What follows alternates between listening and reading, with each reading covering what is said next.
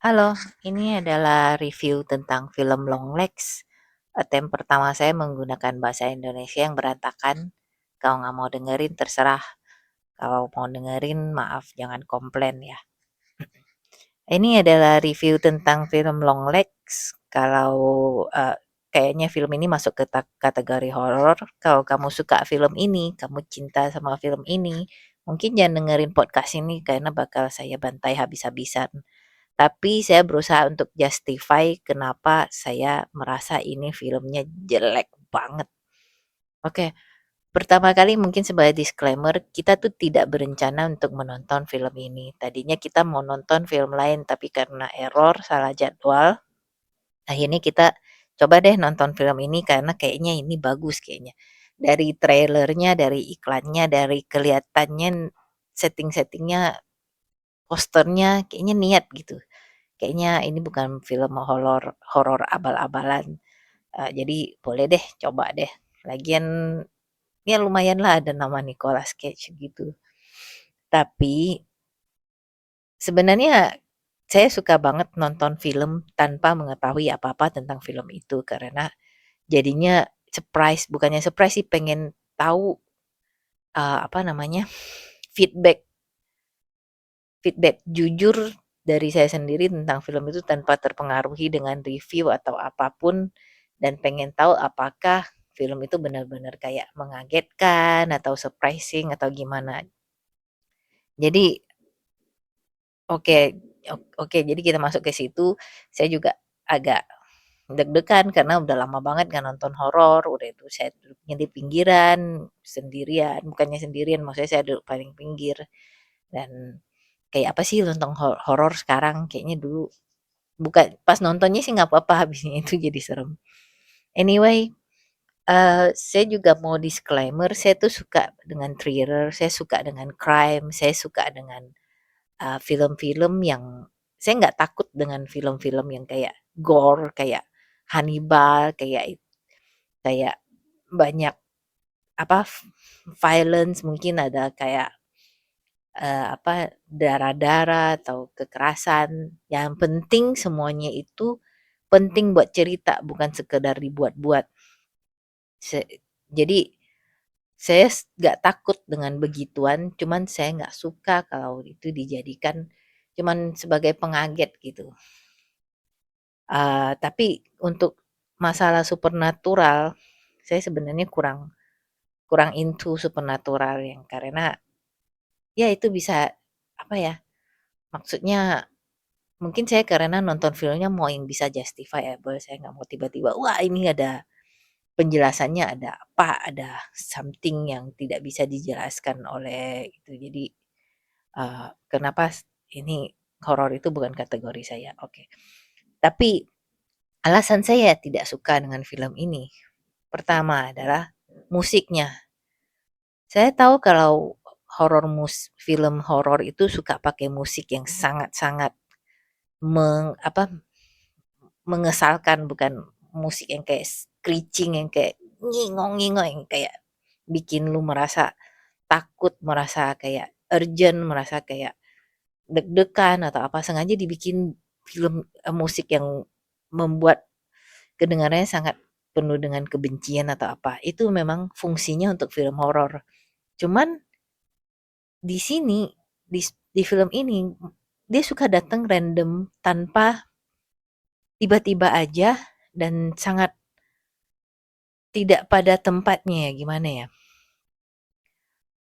ti tiba-tiba tahu-tahu tahu-tahu berisik, tiba-tiba kayak salah satunya, pas orang villain-nya, pas pemeran antagonisnya tiba-tiba ada di mobil, terus frustrated, dia teriak, dia, "Ibu, mom, dad, aunties, tetangga-tetangga," tanpa ada payback.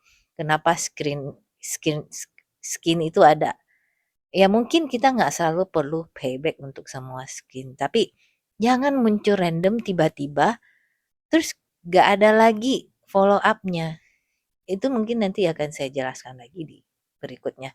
Cuma yang kayak gini sering gitu. Dan Terus juga suka tiba-tiba ada screeching lagi, ada flashback ular merah-merah itu sering banget kayaknya, mungkin ada sekitar 5 kali, tanpa ada signifikan di movie-nya. Terus gue udah berusaha untuk ngeliatin apa signifikan dari foto itu, apa signifikan dari bloody red snake itu, kagak ada. Oke, disclaimer lagi, mungkin ini ada penjelasannya di buku atau apa, tapi kalau misalnya orang datang untuk menonton film ini, nggak bisa expect mereka ngerti tentang bukunya. Jadi semuanya harus bisa di-explain di dalam film itu sendiri. Yang kedua, saya ngerasa film ini nggak punya story yang koheren, maksudnya yang berkesinambungan dengan baik. Sebuah cerita itu harus cukup komplit. Jadi kita dapat penjelasan, kita dapat closure. Memang nggak semua benang-benang merah itu harus ada simpulnya, harus ada kesimpulan, harus ada endingnya. Tapi harusnya sesuatu yang integral, yang penting sebagai inti dari movie itu jelas bagi penonton.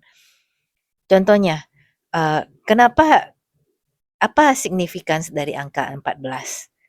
Kenapa selalu harus anak umur 9 tahun? Terus eee, apa cerita latar belakang orang ini? Kenapa kakinya pendek banget? Oke, itu ada penjelasannya dan penjelasannya oke lah. Tapi itu itu cuman bercandaan, cuman maksud saya, eee, kalau sesuatu itu berulang-ulang, harus tahu dong signifikannya. Misalnya, oke, tentang ulang tahun, mungkin aja orang ini punya masa lalu yang buruk, mungkin dulu keluarganya memperlakukan dia dengan sangat tidak baik, atau dia mempunyai jealousy atau kebencian terhadap saudaranya, terutama saudara cewek. Mungkin sesuatu yang berhubungan dan ulang tahun.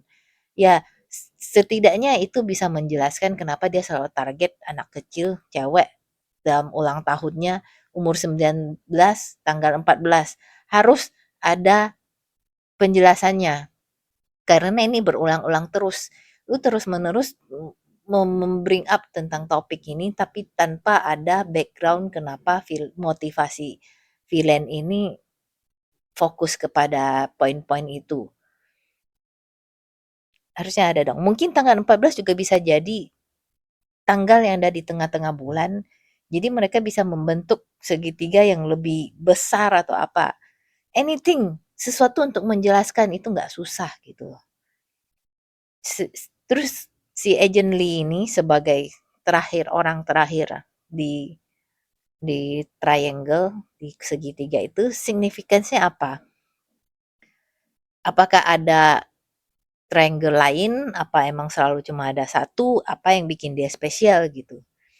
Terus kenapa dia ap, ken, kenapa adakah sesuatu yang supernatural yang membuat dia ditugaskan dalam kasus ini? Ataukah ini kebetulan doang? Atau terus apalagi follow up-nya? Soalnya ibunya itu kelihatannya nggak berencana untuk mati bersama keluarganya si Ruby. Terus habis itu ngapain? Ada kelanjutannya lagi nggak? Ini juga nggak pernah di-explain. Terus kayaknya juga lebih bisa dipercaya kalau ibunya ini punya motivasi lain selain keinginan untuk melindungi anaknya.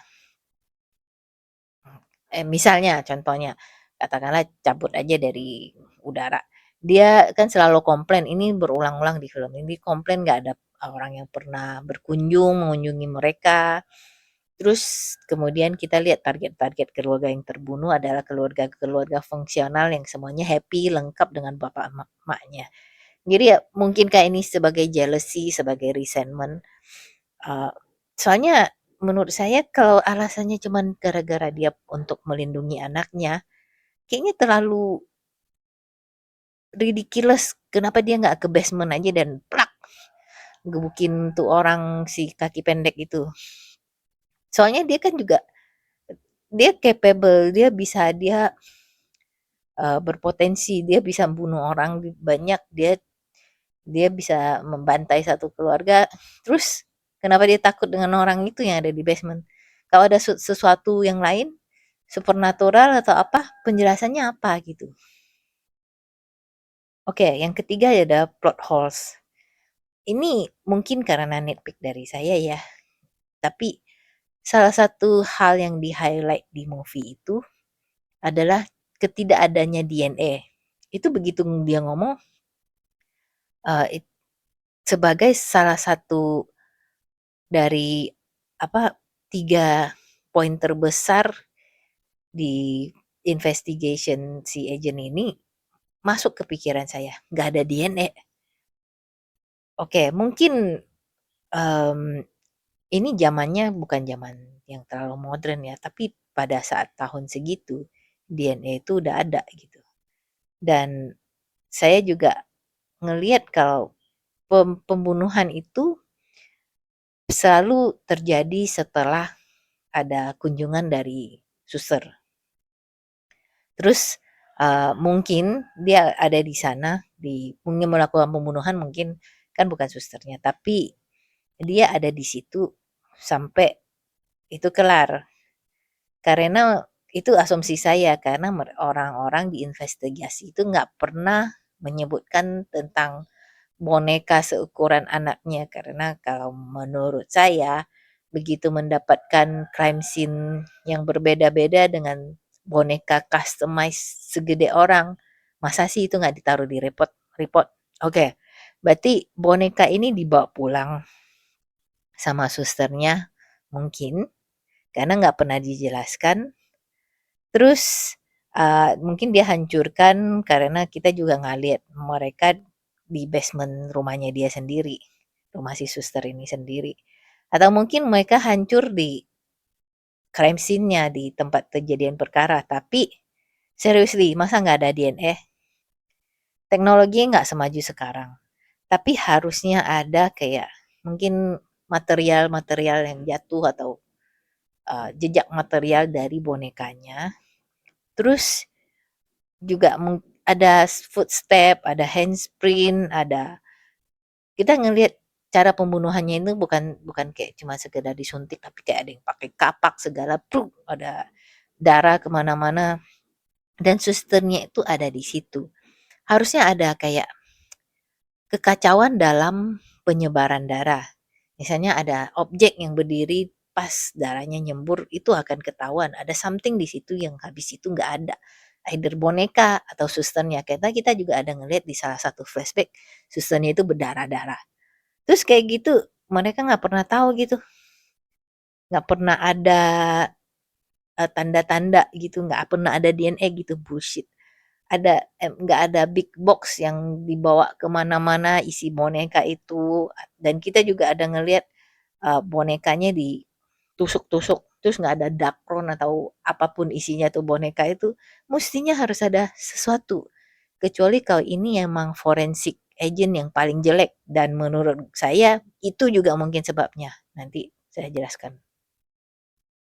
Oke, poin berikutnya kenapa saya merasa ini adalah forensik agen atau detektif atau apapun ini FBI ada yang paling jelek dan paling inkompeten di dunia adalah crime scene preservation. Crime scene preservation adalah cara kita untuk mengamankan tempat kejadian perkara.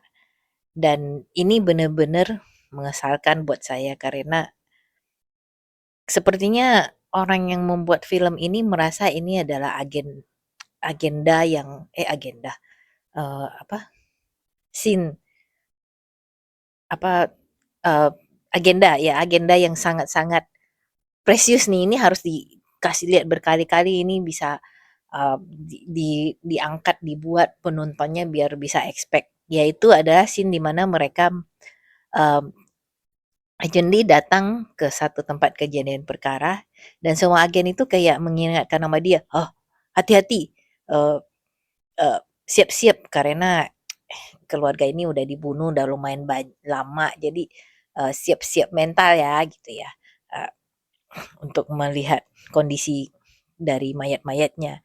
Terus pertama, seorang FBI agent harusnya tidak ada masalah dengan ini. Apalagi agen yang ditugaskan sebagai detektif dari pembunuhan, masa mereka nggak pernah lihat? Dan kenapa semua orang merasa perlu mengingatkan dia berkali-kali. Teman saya yang dulu kuliah di kedokteran gigi aja mereka harus ngelihat kadaver, kadaver beberapa hari dan ini belum masuk fase jadi mahasiswa. Gimana dengan FBI agent yang menghandle murder case? Kayak gini mereka harus diingatkan berkali-kali gitu. Dan udah itu, oke bukan cuman mengingatkan doang, ini kayaknya oh biar penontonnya deg-degan nih. Tapi habis itu mereka agen itu masuk ke dalam tempat kejadian perkara, terus apa yang dilakukan agen-agen lain? Peekaboo. Mereka bukalah selimut itu untuk memperlihatkan mayat-mayat itu, terus kemudian ditutup lagi, terus dibuka lagi, bakekok, bakekok.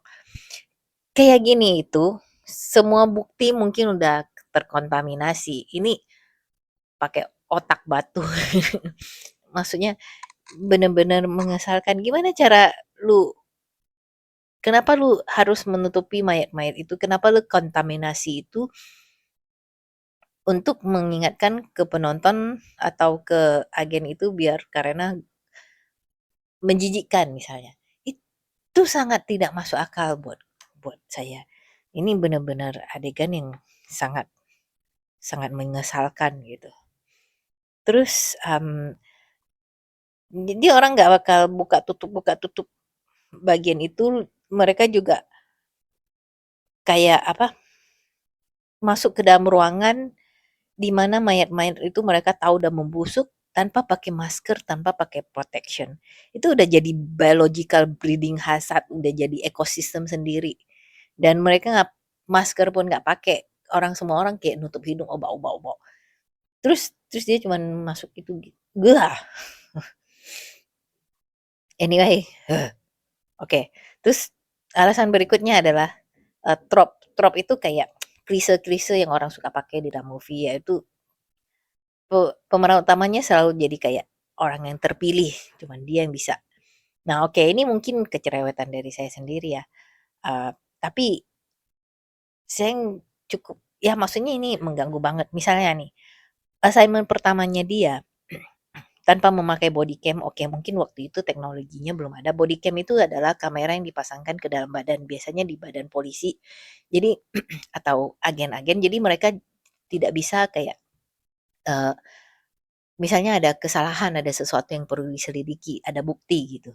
Oke, ini mungkin zamannya belum kayak gini ya, tapi oke, dia di-assign dengan satu cowok untuk menyelidiki seorang pembunuh.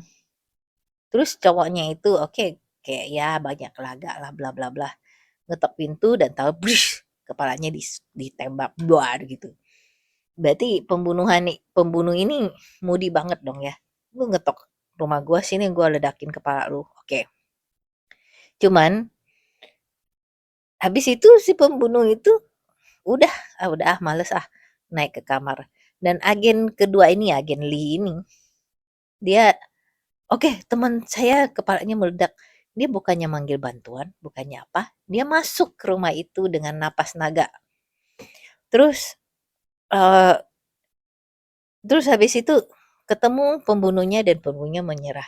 Oke, saya tanya kalian, kalau misalnya kalian jadi bosnya atau siapapun itu, dia ngelapor, "Oh, teman saya ngetok pintu terus kepalanya diledakin, cuma saya masuk dan pembunuhnya aman-aman aja tuh saya tangkep." Percaya nggak lu sama dia? Oke, katakanlah mereka percaya. Tapi apakah itu dianggap capable untuk menangani pembunuhan serial killer yang udah bunuh banyak orang gitu? Terus gara-gara itu dia dipilih, ridiculous. Eh, terus oke, ini juga membuktikan emang otaknya lancar gitu.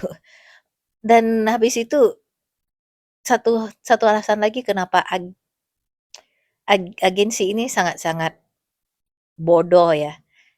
Habis itu dia membiarkan si Agent Lee ini untuk mengkonfrontasi ibunya setelah mereka punya kecurigaan kalau ibunya itu punya terlibat dengan si Longlek.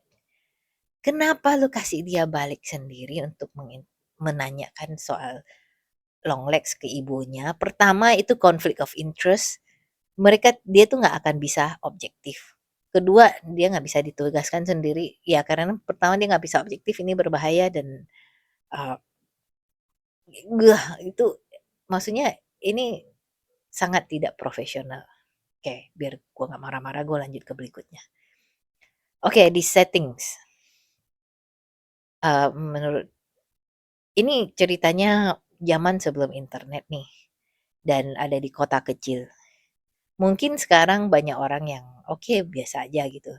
Tapi kalau kamu adalah Gen Xer atau baby boomer atau orang yang hidup di zaman sebelum internet itu, satu hal yang sangat menyolok di, kota kecil, ya saya dulu tinggal di kota kecil, semua orang itu kepo, semua orang itu ada aja bisa tahu, gosip tuh bisa tahu tanpa internet tuh bisa beredar dengan cepat dan udah itu suka salah, udah itu orang-orang suka berspekulasi sendiri. Jadi, gue ngerasa aneh kalau misalnya orang tuh, oke ada pembunuhan nih, gue yakin pembunuhan di kota kecil tuh pasti bisa bikin heboh. Dan setelah beberapa banyak pembunuhan, emang orang nggak pernah ngelihat ada suster bawa kotak besar keluar masuk sebelum dan sesudah pembunuhan, nggak ada satupun gitu witness. Terus, mmm, apalagi mobilnya itu menyolok. Oke, zaman dulu mungkin mobilnya lebih warna-warni, lucu-lucu, tapi ini tetap mobilnya tetap cukup khas ya, dan harusnya ada aja yang lihat gitu loh.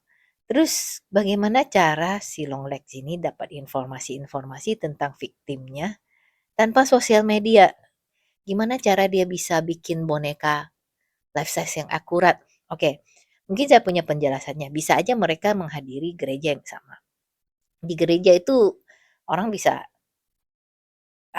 hadir tanpa kecurigaan. Misalnya tiap minggu mungkin mereka ketemu orang yang sama dan, si Longlegs ini bisa observe observe orang itu kayak apa, mungkin dia bisa menghafalkan, tampang-tampangnya dan dia juga bisa menyari ulang tahun, nyari alamat dari dari gerejanya. Itu mungkin aja mereka taruh di, ya kayak ginian tuh dulu informasi yang nggak susah didapatkan dari brosur, dari majalah dinding, dari apa.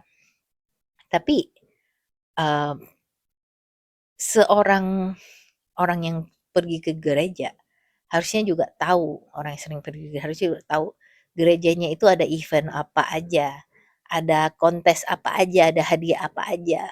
Jangan bilang mereka tahu-tahu diketok ada suster bawa box gede, "Oh lu dapat hadiah nih." "Oh iya iya, iya iya silakan masuk." Iya, yeah right. Oke yang selanjutnya ya ini udah benar-benar masuk ke kecerewetan ya dan seperti saya udah ingatkan, saya mungkin udah bete banget pada saat bikin review ini. Jadi ini mungkin sangat remeh-temeh deh. Misalnya soal ASMR. Mungkin ini untuk ASMR. ASMR itu orang suka mendengarkan kayak bunyi-bunyi kresek-kresek, kriuk-kriuk gitu. Eee, dan di film ini mereka sengaja bikin kayak tiap kali Agent Lee masuk menyelidiki sesuatu dia kayak kayak napasnya napas naga gitu. Oke lah itu mungkin buat bikin, penonton merasa tegang atau apa, tapi karena saya udah kesel, ya lu masuk ke satu menyelidiki orang lu napas kayak gitu juga kayaknya ya, kalau nggak gampang mati ya mungkin hoki banget lu gitu. Terus juga salah satu yang lain sama aja dengan kekesalan saya pas ngelihat si tempat kejadian perkara yang berulet-ulet yang dibolak-balikan Cilukbah itu, mereka sengaja untuk bikin kayak surprise, gitu. Tapi saya merasa scene ini itu sangat-sangat dipaksakan. Jadi ini scene di mana si Longlegs ini diinterogasi, habis itu dia mulai mulai itu nih, mulai sewot nih. Bukan sewot, mulai kumat. Terus dia jedot-jedotin kepala dan biar gitu. Jadi berdarah-darah, mmm, gory banget, jijik banget. Nah, tapi ini menurut saya juga ini cuman untuk bikin penonton merasa nggak enak, untuk merasa takut. tapi sangat dipaksakan. Oke, kayaknya sih mungkin kalau ada orang yang punya latar belakang medikal bisa kasih tahu saya berpikiran terbuka. Tapi kayaknya jodotin muka, kayaknya darahnya nggak akan sebanyak itu deh. Mungkin biasanya juga mungkin juga pingsan dulu sebelum blar sampai berember-ember gitu. Terus agen ini juga jelas-jelas banget bukan agen terpinter ya. Dari hal-hal yang udah saya jelaskan, tapi yang lebih bikin saya roll eyes lagi yaitu pada saat malam-malam di mana dia dengar suara di dalam rumahnya ini. By the way, ini rumah ya, rumah kaca ya, dari luar kelihatan banget terang benderang. Monyet mana yang sekarang masih ngerasa rumah kayak gini indah gitu malam-malam gitu. Ya oke lah, itu masalah selera. Cuman oke, dia dengar suara, dia dengar suara shadow. Apa yang dia lakukan? Pertama, dia ngintip. Ngintipnya dari dalam ruangan yang sangat terang ke daerah luar yang sangat gelap. Monyet juga tahu dari situ nggak kelihatan gitu, dan lu yang kelihatan sama orang di luar. Oke, habis itu dia pinter dikit, dia matiin lampu. Salah, dia nyalain lampu luar. Oke, bantuin dikit. Tapi itu nggak akan membantu banyak kalau lu juga terang benderang kayak UFO. Jadi kalau misalnya oke, kalau kalian punya situasi kayak gitu, pertama matiin dulu lampu di dalam. Itu ada dua keuntungan. Pertama, lu nggak kelihatan, lu sama-sama nggak kelihatan, jadi fair. Yang kedua, kalau sampai ada intruder di dalam rumah lu lebih familiar dengan layout di dalam rumah lu. Jadi kalau dalam kegelapan lu punya advantage. Ya, dan please lah, kalau FBI agent mestinya gajinya nggak dikit, belilah itu namanya gorden. Terus abis itu dia keluar. Jadi dia ninggalin rumahnya yang niscaya lebih aman untuk menyelidiki di luar. Orang bilang kalau uh, orang-orang di horror movie itu pinter, gak ada bakal ada film. Iya sih, tapi biasanya yang bego-bego kayak gitu adalah anak-anak remaja yang teriak-teriak, bukan FBI agent. Oke, kayaknya udah semua karena saya jadi ngamuk-ngamuk lagi karena dari nonton film, bikin review bahasa Inggris, bikin review bahasa Indonesia, dan saya paling ngamuk di sini karena kayaknya saya lebih bisa ngamuk dalam bahasa Indonesia. Benar-benar menurut saya ini film yang sangat mengecewakan. Mungkin banyak yang sangat tidak setuju. Saya bilang sangat karena film ini sangat highly rated dan saya juga nggak tahu kenapa mereka bisa kayak gitu. Mungkin mereka baca bukunya, mungkin mereka decipher, tapi dari segi penonton yang saya cuma nonton filmnya, menurut saya ini benar-benar ngaco. Oke, dari segi sinematografi itu bagus, settingnya bagus, saya ngelihat cara dia bikin lighting segala bagus, tapi ke kekecewaan saya itu sangat-sangat berat. Padahal saya udah nggak punya ekspektasi apa-apa pas pas nonton. Udah itu yang oke, ini mungkin sangat subjektif ya. Di bagian ketiga di mana supernatural dibilang sebagai solusi penyebab dari ini semua, bikin itu semua lebih menyebalkan buat saya. Pertama, lu udah bangun kasus yang kayaknya cukup intriguing, yang kayaknya cukup biarpun dari celaan-celaan saya itu potensial gitu. Tiba-tiba oke, ternyata itu supernatural. Supernatural tanpa closure, tanpa penjelasan, tanpa relation yang jelas gitu. Ada orang yang compare ini dengan Silence of the Lambs. Jangan, itu beda banget. Jangan jelek-jelekin Silence of the Lambs ya. Ini padahal bisa jadi thriller yang bagus atau horror yang bagus, tapi sayang banget dia mukanya nempel, jatuh ke meja, berdarah-darah, berember-ember, bla bla bla. Oke, jadi kalau berapa bintang? 2 dari 10.